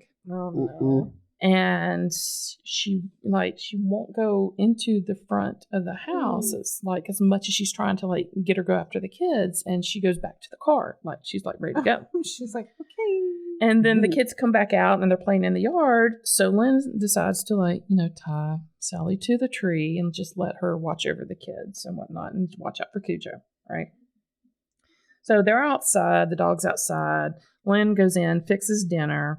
And then when dinner's ready, she went and got the kids, she got the dog, but the dog still wouldn't go in to the house. So she had to pick up the dog and literally put it in the house. It was a giant Schnauzer too? Not like a mini? Okay. I don't know. Most time or people standard. say schnauzers, they just think the little ones. Yeah. Okay, well, there are bigger ones. There are I bigger know. ones. Like giant poodles. Yeah, Yeah. Right. No. standard. I Sorry, guess. continue. Standard size. I don't know. I was just Schnauzer. trying to imagine her picking up a big. Right. Well, Or she was, little able, duck. she was able to pick him up and put him in the house. And as soon as she put him in the house, the dog went ballistic and went running all around trying to find an exit, Oh trying to my find a God. way out of the house. And, after about 10 minutes, she calmed down. And I'm speculating that Sally must have been accepting her fate. She's like, I'm going to die here with these idiot humans. Right? So she calms down. The kids are down in the family room in the lower level because that's where the TV and the PlayStation is. And so Sally goes down there with them.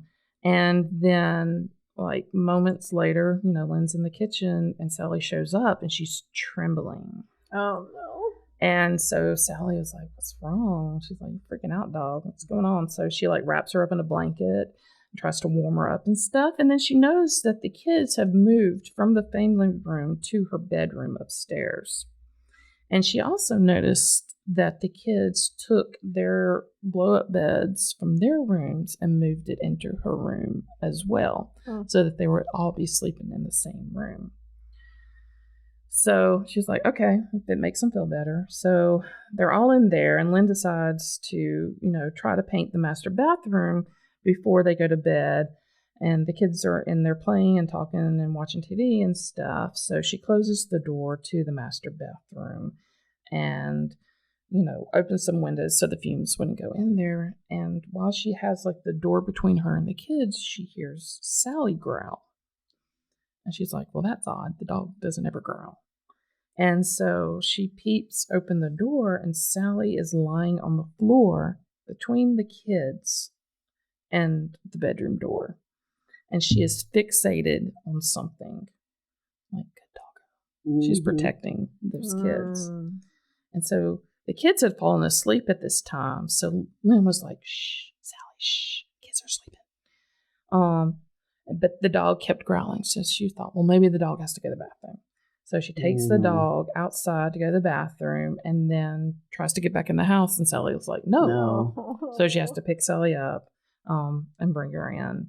And that's kind of everything settled after that. So the kids go back to school. Lynn finishes painting. They don't go back to school. They're still asleep. Lynn finishes painting about 11 p.m. that night. The kids are asleep. She's in the kitchen, washing off the paint brushes and stuff. And most of the lights are off. And then she started to go back up over to the hallway where the bedrooms were. And her eyeballs kind of look over at the wrought iron railing that divides the split level stairs and stuff. And she sees one of the most horrific creatures that she has ever seen. And it's nothing like not of this earth kind of weirdness. And she's standing there paralyzed and she cannot move. And it is a silhouette of this swiftly moving figure that's coming up from the lower levels on the stairs, and it shoots across the double entry doors, and then it goes up to the main level right in front of where she's standing. And then it disappears down the hallway towards where her children are. Oh, shit. And she describes this silhouette as like this static looking thing in appearance. Like the top part is just static, but it's kind of fragmented and maybe a little bit blurry, but it has like wolf-like features. Ooh. And it's standing upright on its haunches, even though you can't really see its feet. And so it also appears to be kind of hunched over with like its upper limbs bent, like the elbows, and it has like it has long nails, and its face is like wolf-like with the narrowing towards the nose and large nostrils opening up, kind of like horse-like, and all of the skin around that area seems to be like sunken in. It's like this really horrific like being that comes shooting up the stairs and like goes towards her children. And like she's trying to make sense of everything that's happening. She's trying to rationalize it in her brain and make sense. And she's like, maybe it's just headlights coming from weird reflection that's just like flipping through, right? And she's like, I'm tired. I haven't eaten. I haven't drank anything. Maybe I'm dehydrated. Maybe this is the paint fumes. And about that time, like after it goes shooting down the hallway, she hears Sally start growling. Oh, shit. So she's like, oh my God, the children. So she runs down the hallway and she goes into the room, and Sally is growling, and she, like all of her hair on the back of her neck is standing up, and she is fixated on the doorway that Lynn just came through. And, again, she's rationalizing. Lynn's thinking like, well, maybe the dog just heard something outside. The windows are open. Maybe that's what's going on. So everything calmed down a little bit. She got the dog calmed down. She went to sleep, and her daughter woke up early and said like she had a really hard time sleeping last night. And she felt like something was watching her from that door, and it kept waking her up. So they go home, and like memory erased or whatever happens, Weird. right? But she didn't have any trouble like loading the kids in the car and getting them to go to school that day. And she was like, it's fine. Everything's fine. It was fumes. It's fine. Everything's fine. Everything's fine. The dog's on crack. It's fine. we don't know. So, she's like, we just got to get things done. Got to get moved in. She's like, I got to get somebody to put in new flooring. So she called a guy and scheduled him to go in. She told him where the keys were, to go ahead and start working on putting hardwood floor down. And so she got that schedule. She's very excited because she wants to see what it looks like. And she's like, I'm going to pick up my mom for the first time, and I'm going to show her my new house. It's going to have like all the floors done, and it's going to be great.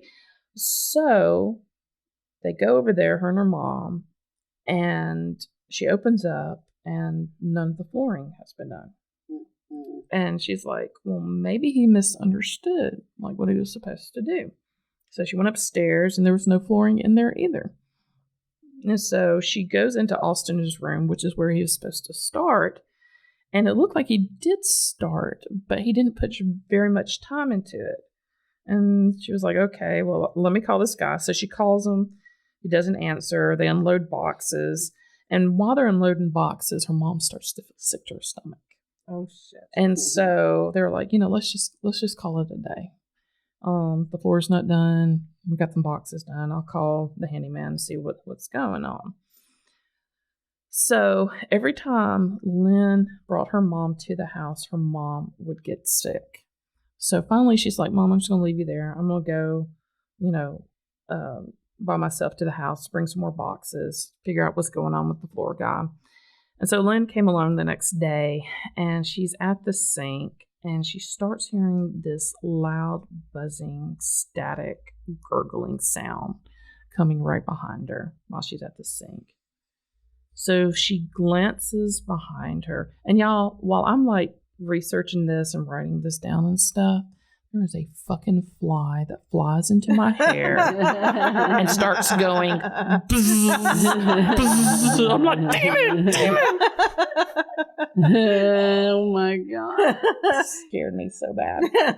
So this loud buzzing, static gurgling like coming up from behind her. So she glances behind her and she sees out of the corner of her eye this dense smoke that is barreling from upward from the baseboards, like it's coming up from below on the wall, and it's going up towards the ceiling. She's like, fire, fuck. Yeah. She's like, 911, 911. And so she's like getting ready like to find her phone and call 911, and she looks directly at it, and the smoke then starts to lower from the ceiling about mid-level on the wall, and it becomes very condensed, and it gets really thick like a hedge.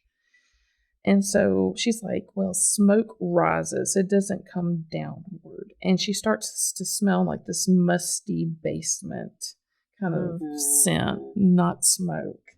And she just stood there. And as she is standing there, this thing steps into the fog. And it's like, has these gangly, long, thin legs. And it's crouched down with its legs on each side of its body, like its very thin legs, and they're bent. And, you know, the knees come up basically to the shoulder, and it's pretty transparent, and it's just rocking from side to side. And it seems to be like paying attention, not to her, but to something behind her. And she was like, fuck the lights, fuck the doors, fuck the sticky deadbolt, I'm out of here. So she just leaves. And she doesn't come back. Right? She doesn't come back for a week. And she's like, okay. Again, like kind of like time and distance washed from her memory. She's like, I've got to get that floor done. And she's still having problems. So she's talking to her son's baseball coach. And he's like, yeah, I can lay a floor. That's fine. And she's like, well, come over and we'll get this done. I will be there. And so he comes over. And so she never heard back from the other guy. She never heard back from the other guy. He was like, and so the coach comes over. Yeah, she lets him in, you know, with his tools and stuff, and she leaves him. And then, you know, she comes back later on, you know, and looks, and he's not there. Like, none of the floor's been done either. And she's like, what's going on? But she knows she's going to see him at his, you know, her son Austin's baseball game. And she's going to ask, like, what's up? So she goes to Austin's baseball game, and the coach wasn't there. And she heard that he had quit, and he also pulled his kids from the team. What? And she's like, okay, something terrible must have happened. So she keeps trying to call him and call him. She finally gets a hold of him. She's like, and he's like, look, I couldn't finish the work. Something's happened. I gotta leave, blah, blah, blah. Would you please leave my tools outside so I can pick them up? So she pulls all his tools out of the room, and they were there for 3 weeks, and he never came and got them, and she kept calling him, and he finally disconnected his phone. So she's like, I gotta find some floor people, right? I feel this so hard, right? She's like, why don't you take my money? Right? Why don't you take my money? Exactly. So one of her coworkers says, like, hey, I have like a relative that does this. You know, let me have him come over and complete your flooring. Lynn was like, cool. And so came over, and, you know, Lynn was doing some weed eating. The kids did not want to go, but she bribed them. And they were in Brittany's room. Austin had to go to the bathroom. And so he went into the master bathroom. And while he was sitting there, going to the bathroom, the door, like on the side of the door, and this is like the front part of her book, The Omnipresent. these claws come around the door while he's sitting in there. And then all of a sudden he hears, the door's kind of cracked a little bit so he can see into the room, but he just sees the claws coming around the door. But then he sees his sister like charging into the room with a hand mirror. What? And she's like chasing something with the mirror. And as soon as she does that, the claws like disappear. Oh. And so they like kept that from her mom, their mom. What the hell? Right? They were Why would like, they? you know, that's just something, and they just like, okay, that happened. But Lynn is out there like weed eating, putting things, denying things that are happening in the house. She's like, this is my house. And the kids, she looked up, she noticed the kids were like on the deck going, okay, time to leave. And they're not going back in the house, right? So time is running out. Lynn has got to move. She sold the trailer. They've got like a month to get in there. She's got to get a floor guy in there. So she found somebody, this friend's relative. And so she goes in there. She's like, well, I'm going to stay in there while they're in there to make sure that they don't leave. So she's painting the hallway while he's working. And in her peripheral vision... That scared me. In her peripheral vision, Got me. she sees a man coming up the stairs. Oh, God. And he has like a white Oxford long sleeve on, tucked in, straight leg blue jeans near the ankles, exposing his sockless like brown loafers. And she saw like the ghost. side of his face. And he was wearing kind of a sad, somber expression. And she thought it was like some guy coming in off the street. And she's like, did you knock? And she looked straight at him, and there was nobody there. And Bobby, who is the floor guy in the other room, going, no, I just dropped something. And Lynn goes like, I think I have a ghost. And so, but she didn't, like, she's thinking this. She didn't say anything to Bobby, but she goes, hey, Bobby, I gotta go pick up the kids. Bye. And she leaves. Have fun. That's right. She leaves Bobby there. And so she sat in her car and she's like, shit, I have got ghosts. She's like, the kids must never know. And I was like, you know what? They knew, lady. They knew. They knew before you They did. already knew. And so, she went to go pick up the kids. Bobby called her and was like, hey, I'm going to leave. And I'm going to come back when you're there. Okay. Yeah. And she asked, is everything okay? And, and he's like, no, Lynn, you left me there with the things, right? But he's like, no, I need my saw. I left my saw somewhere. I got to go get my saw. It's very important. And she remembers seeing this saw in the back of his truck. And so she pressed him again because, again, this is the third floor guy. And she's moving, like, she sold the trailer. They're not going to have a place to sleep. They've got to get this floor put down. And she's like, look, can you not just put the uncut pieces down first and then put the cut pieces down? He's like, there's something weird about this house that I've never experienced anything like this before. And no. So she hung up. She called back later and he didn't answer. And finally he did answer. And he was like, oh yeah, I forgot to close your windows. And she's like, well, shit, I gotta go back and do that. So she calls her next door neighbor in the trailer park, Ellen, and she's like, hey, would you mind going with me? She's like, I got to put these AC units back into these windows and close them in this house that I just bought. She's like, sure. And so she goes to pick Ellen up, and she's like, on the way there, she's like, Ellen, do you believe in ghosts? And Ellen was like, hell yeah, why? And so she told her about the man that she saw and the other odd things that had been happened. And she's like, look, if you feel uncomfortable about this, like, that's fine. You can stay in the car. That'll be fine. She's like, no, let's do this. So Lynn unlocks the deadbolt, and then she couldn't get the key out. And so Ellen walks into the foyer and she turns around and she says to Lynn, she's like, hey, are you going to leave me in here with the boogeyman? And I was like, Lynn's like, shh. And as soon as she says that, though, the key releases. So they walk around, close the windows, lock up. And they're in the kitchen, and Lynn's showing Ellen like this decor thing that she's going to put in the bedrooms. And they're standing side by side, and Lynn starts hearing that buzzing, gurgling sound that she heard in the kitchen before. And Ellen is like, what is that? And Lynn is like, we out. But before like they can turn and leave, Ellen starts screaming. And she drops the decor thing that she's looking at, and she clutches her shirt, and she's like, it burns. It burns. Is it a spider bite? It burns so bad. So Lynn looks, and there is a diagonal claw mark about 4 or 5 inches in length underneath her bra strap, underneath Ellen's bra strap. And it's starting to welt and bleed. So it's very fresh. And she's like, did you just scratch yourself?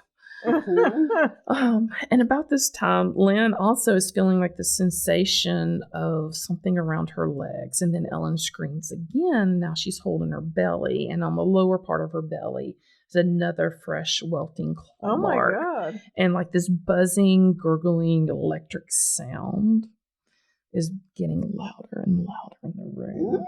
And that wall of smog is thickening, and it starts moving towards them. And then Lynn's like, shit. And she starts praying really loud in the room. She's commanding the evil forces to leave in the name of Jesus Christ, and for him to send his legion of angels to protect them from this evil room. And she's yelling at them to leave. And the smog slowly moves back, and they run, and they don't worry about the lock. They're like, she's like, somebody, if they break into the house, they're going to have a huge surprise. Yeah. Right. Also, Ellen, said that she was nauseated as well, like when she left. And she also told, she's like, girl, you got a big problem. So Lynn goes back to the trailer. She calls her sister, and she tells her everything that has happened. And her sister was like, starts trying to science it, like the logical, answers to this. She's like, but, just protect yourself with prayer and ask it to leave. And so her daughter hears Lynn on the phone with her aunt, and she's like, I know what clawed Ellen. Huh? And then she tells her mom that her and her brother had experienced what they experienced in the house. So they have seen the young man walking the stairs in the dark colored pants with the white long sleeve shirt. And she described the wolf and what it looked like. And she told her that, that first day that they were looking at the house before they bought it, that when they went down to the basement or went down to the lower level, they were in the family room, and she felt a huff on her neck. And she turned around, and that wolf was like standing there. And she says the wolf runs up and down the stairs, and it plays with the lock on the front door. Oh, wow. And she's like, and it also stared at me from the doorway the first night we slept over. And it was the wolf that clawed Ellen. Ooh. And she said that the thing that scared Austin in the bathroom, that she had to chase it off with a mirror, because she saw on a show that demons can't stand to see their own reflection, and that mirrors are portals that they avoid. So when she came out of her room and she saw that entity going towards her brother, she grabbed a small mirror and chased it until it left. She's a brave girl, right? So Lynn apologized, and she was like, I am so sorry that you went through all that. And even before that, they moved in there. And she's like, you do not have to go back there. We're never going to go back there. Or you do not have to go back there. I'm not going to expose you to that. So the next day she starts calling like the God Squad, right? She starts calling people that she thought would take her seriously and not think that she needs to be committed, and started asking people like, who do we need to get these things out of this house? And of course they referred her to the Catholics. And, she had fessed up to a few friends that the house was haunted as well. And they, these are the people that she invited over to help her move and stuff. And they came back and they were like, oh, yeah, we totally believe you because we saw shadows and creatures as well. We just never said anything. And they suggested that she get the house blessed and that she get the house cleansed. And so she called the Catholic Church, and they're like, we do exorcisms on people, but not houses. And so she did online research, and she found like this Georgia paranormal group that removed spirits. So she called this. She was just basically calling anybody that would think, that this is a definite threat, because she felt helpless and violated. And so she talked to this Georgia paranormal group, and she talked to a couple of other like ministers, and she's like, okay. She grabbed her mom, and they went there, and they set up an altar in the foyer where like most of the activity began. And they began to pray, and they they went to a store very much like this store, and bought like sage bundles and white candles and flowers and holy water. They brought Bibles and crucifixes, and they blessed upstairs, and her mom started getting sick, so she had to step out. So Lynn finished the blessing, and she went below, and she recited prayers and read scripture and all of that. And the paranormal group that she was talking to, one of the guys explained to her, and she's like, the nausea that your mom is feeling is a psychic attack from demonic forces. And they can also leave visible bruises, claw marks, and bite marks. And she's like, bite marks. And that kind of resonated with her, because on one of the nights, the night that Sally and all of them slept in the same room together, that the next morning she had found on her son's leg like a bite mark. And she thought the dog had done it, but now she's questioning whether or not. She's like, because Sally would never do that. And so she had already sold her trailer, so she contacted those people and she canceled that sale. She's like, look, I'm gonna need my trailer back. And she sought more help, and all the churches that she called shunned her. And, they asked her, when she'd call them up, they're like, are you a member of our church? And when she would say no, they would use that as an excuse not to help her. And one guy even told her that if she had been attending his church in the first place, that she would not have these problems. Oh, my God. Fucking guy. All right. So the only religions with enough faith or strength in God that came forward to help her were the Episcopalians, the Catholics, and she says in the book, the Indians, and I really honestly do not know if she's talking about East Indians or Native Americans. And everything moving forward, I still cannot tell. And she's also says borderline New Agers, and her friend who was a Presbyterian minister, but not his church followers. Those were the only people that came forward and really tried to help her. So she goes back to the house, and she sees her side neighbor out, and she starts to, query about the house. And he says, oh, I've lived here since 1965, and that house was built in 1976.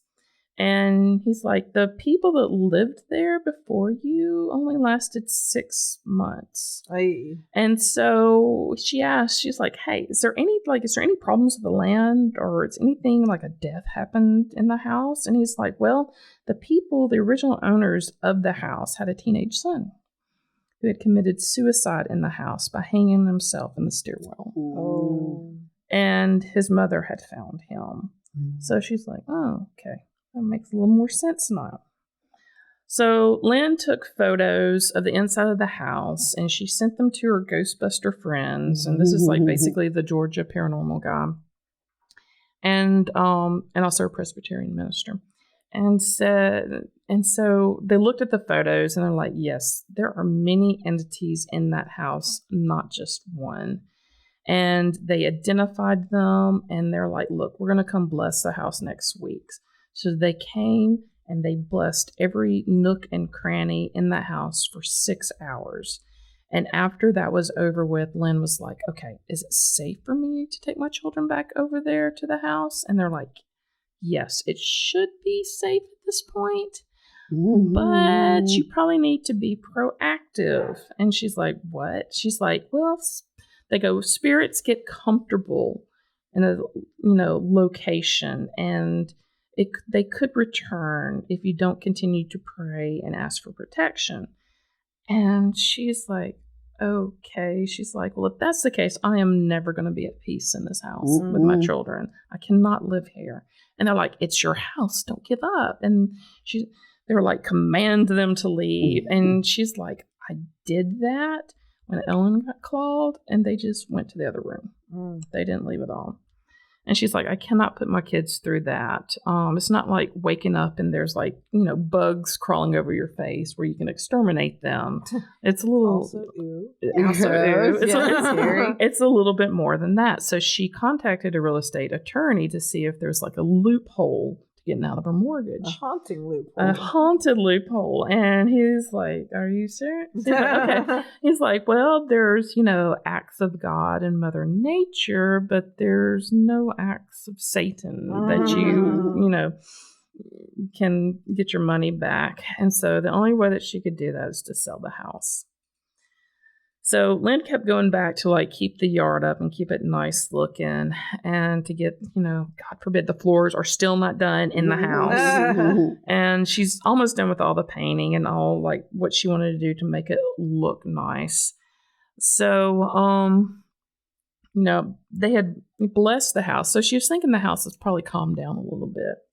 And she took her children back, and they were with one of their friends, and they went into the house thinking it was okay. Everything was calm. And as soon as their friend went in, he started crying and holding his neck, saying that his neck was burning. And so she was like, get out of the house. She's like, the house still has a problem. The cleansing did not help. It made it worse. So she called Brittany, who was upstairs. And so Brittany come down the stairs to come out of the house, and something hit her ankle very hard. And so hard that she was limping and she couldn't walk. And then she also started getting sick to her stomach. And Lynn was like, nope, I got to get them out of there. So she went back home to her trailer, and she's like, okay. She's like, I'm going to call the Catholic priest that had been referred to her. We're going to get this done. So she set that up. They went to the house. He started his ritual, going from room to room, doing the little sayings, scriptures and stuff. And she noticed that as he kept going, he kept going faster and faster. And it got to the point where he's just slinging holy water into the rooms. And 10 minutes later, he was out. And she was like, he got spooked and he wouldn't speak to her. And so she just left. So she was like, God. So, she heard from her friend, Bobby. Y'all remember Bobby? Who just stopped showing up. He would be there when she was there, but he never came back. And so her friend that had, talked her into hiring Bobby, she's like, hey, what's, my cousin or whoever he was is we were at a party and he was a little drunk and he told me what happened at your house. And so she's like, what? And she's like, well, he was working and placed his tool down that he was using beside him. And then he went to go pick them up and they were not there. And so he started to look around and he looked behind him and all three tools were lined up parallel to the door. And he's like, okay, maybe I did that. Creeped him out a little bit. But he's like, maybe I just, I just lost track of time or something. I don't know. So he turned on the radio to kind of keep him company, and then he got his trowel out and he put it down And then the lights went out. And then the radio turned off. So he's like, okay, I must have blown a fuse. And then he heard something dragging on the floor behind him. And he looked, and his trowel had like lined up to where the other tools were as well. Oh, wow. And so he was like, I'm out. And that's why he never came back. And so Lynn finally found a guy, bless her, to finish. Like, she's like, I got to sell the house now. I got to get the floors done. And so the last guy that she found, he was like, hey, can I smoke some dope up in here? And she was like, knock yourself out. She's like, I don't care. Do it. So he did. He didn't have a problem. He had no problems whatsoever. So her and her mom started packing up the house again, getting a look. It was looking great. But Lynn was constantly like, the floors were done. Everything was looking, the house was painted like she wanted it to be. It was cleaned up. And she was like questioning. She was like, am I doing the right thing? Maybe it's just me being crazy. And then she would get like a glimpse of the wolf out of the corner of her eye. And she was like, yep, doing the right thing. So at this point, she was so defeated and she was so fed up and that the creatures really weren't affecting her anymore. She was like, whatever, fuck off. So she, her and her mom would go up there and she would open up the door and something would start growling. And her mom was like, do you hear that? She's like, yes. And she's like, growl all you want to. Just get out of my way. We got shit to do. And so she would go in the house. She's like, I'm coming in. And so, she just, she was done with it. She would just talk back to them. She'd get what she'd have to do. Sometimes her mom would have to leave because she'd be sick. And, but everything, like, she got what she needed to be done finished. Well, Lynn's story had been going around her workplace a lot, and somebody referred this woman named Megan. And so she called Megan while she was finishing packing up her house. And she was telling Megan what was going on, and Megan was like, it sounds like you have different levels of entities in your house. She's like, there are higher levels that can do physical harm, but the first couple of levels, they're just more like the ghost. They don't do that much harm. She's like, but from what you have told me about the wolf, sounds like you have a hell dog. Ooh. And the hell dog is like a 5th level creature, and it's very hard to get rid of. Oh. And Megan is the one that practices a unique kind of Indian religion. And again, I don't know if that's East Indian or if it's Native American religion. So Megan starts asking about the history of the area, which I don't know if Lynn knew much about that. And she's like, well, new houses can be haunted. It's the ground that the house is built on, which is like the important thing. Like, Carolyn. So she warned me, like, be aware of attacks. She's like, spirits are probably laying low now because they know that I'm coming to the house, but don't be fooled into the lull. She's like, having influence over lost souls can be scary. So the lost souls she's talking about are like the first, second, like the ghost, like the boy that hung himself. Like, they're the most harmless. But the demonic presence in your home can make you physically ill and mentally ill. She's like, constant contact with their negative presence can drain your energy and wreak havoc, and they live off of that havoc. She also says that they do need that energy to survive, and rooms that have like fuse boxes and natural stone walls of fireplaces, like the family room downstairs, energize these entities. And they thrive on this energy. And like, when you get scared, the negative energy of people's emotions, like sadness and anger and depression and addictions, they all feed into these entities, and they thrive on the chaos in the people's lives. And they will rob you of good sleep. And they also, they leave people open to illness and depression. So Megan's telling her all this, and she's like, when can you get to the house? So Megan finally comes over to the house, and as soon as she like gets out of the car, she like looks at the house, and she's focusing on it, and she looks over to the wall where the fireplace is, the side of the house that the fireplace is, and she's like, that's how they're getting in.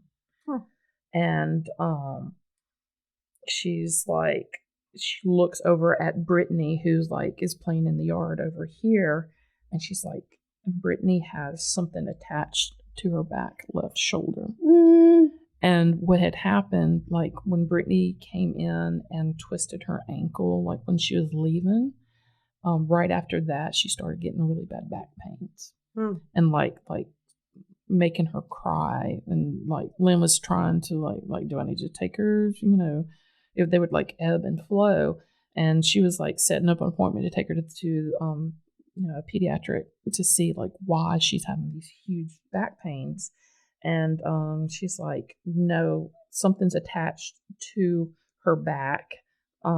So Megan did some sort of hand gesture and threw something on the ground and then stomped on it. And as soon as she did that, the back pain, like Brittany was gone. Oh, weird. And so then she looked at the house again, and she looked at the entrance, and she's like, is there another way to get into the house? Because the entities are at the front door waiting for me to come in. And they're like, yeah, there's a sliding glass door. So they went around the side. They went through the sliding glass door. Megan set up her sacred space, lit a candle, asked if anyone was there. And the young man that had hung himself showed up, and she was like, open up the side door. And she asked if he wanted to leave. And so his spirit, like they felt him and they saw him go through and outside and kind of disappear. And she was like, the only way that he was able to do that is because she was holding the other entities at bay. And so she was like, one down. And then the wolf appeared in the foyer. And so did the buzzing. And this happened, like the buzzing and the appearance of the wolf happened for about 10 minutes. And Megan wasn't saying anything. She was just like staring at the space where the wolf was. And the wolf was like staring at her. And finally, she said the hellhound was tunneling with other entities into the house, and the tunnel collapsed. And that is why they're stuck in the house. So she told the hellhound that she would open up that tunnel so that they could go out and leave, especially him, because he was causing the most havoc. And so they struck up a deal. And, you know, apparently he left. And all of this time, Lynn is like, must be thinking, like, what planet am I on right now? Megan also said that, you know, the priest that did the cleansing earlier did nothing but piss everything off. And that's why people were getting attacked, basically, right when they came in through the door. So the hellhounds seemed to be gone after Megan did her thing. Lynn and her mom continued to, like, smudge the house. But they noticed that when they smudged, there were areas that were rejecting the smudge. So they were still we're still putting the house up for sale. So they got it cleaned, ready to view. An older couple had come to look at the house. They had seen pictures online of the house, and they were very like, this is where we want to live. This house is perfect, great flooring. And so they came. They lived out of town, so. You know, they came to see the house in person. Lynn was selling it like for sale by owner kind of deal. So she showed him the house. And as the wife was coming down the stairs when they were leaving, she stumbled. And she looked at her husband and she's like, why did you push me? Oh, my God. And he was like, I'm 3 feet behind you. I didn't push you. And so, like, she didn't say anything, or they didn't say anything after that. But Lynn noticed that. And she's like, I wish somebody would have said this to me. She's like, so she asked the couple, do you believe in ghosts? And they were both like, no, we're Baptist. And they were like, we don't believe in that stuff. And we don't even want to talk about it. We don't want to hear about it. And Lynn was like, okie dokie. She's like, and she sold them the house. And that's the story of East Flat Rock House and Lynn Monet. Thanks,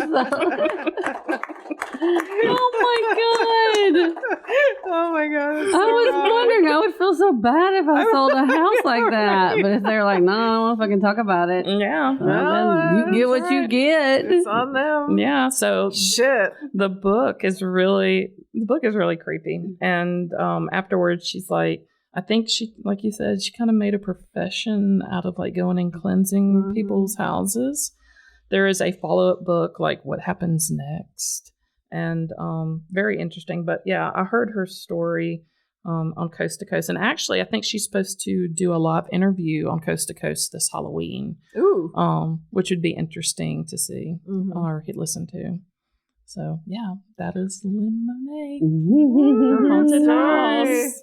Well, thank y'all so much for coming. Thank everybody for being here. Yeah, we'll hang out if y'all want to talk to us, or pictures, or Yes. Some cleansing buy kits. some sage Before And you go cats home. have Grab emerged. some to-go cider. right. Good. Yeah. Thank you guys Bye, for being y'all. here. Thank you.